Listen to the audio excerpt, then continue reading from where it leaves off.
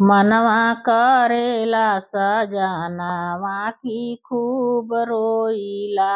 मनवा करेला सजनवा की खूब रोइला।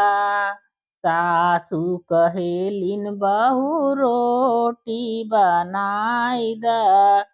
सासु कहेलिन बहू रोटी बनाई द। किचन में बेलना पटक हम खूब रोइला।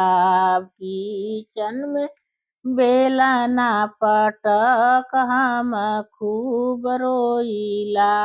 मनवा करेला सजनवा हम खूब रोइला। मनवा करेला सजनवा हम खूब रोइला। जेठनी कहलिन छोटी बरतन माजा।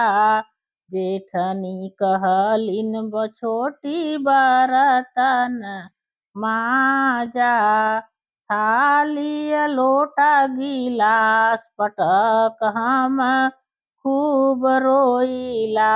थाली गिलास लोटा पटक हम खूब रोइला।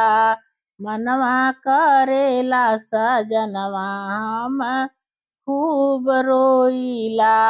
मनवा करेला सजनवा हम खूब रोइला।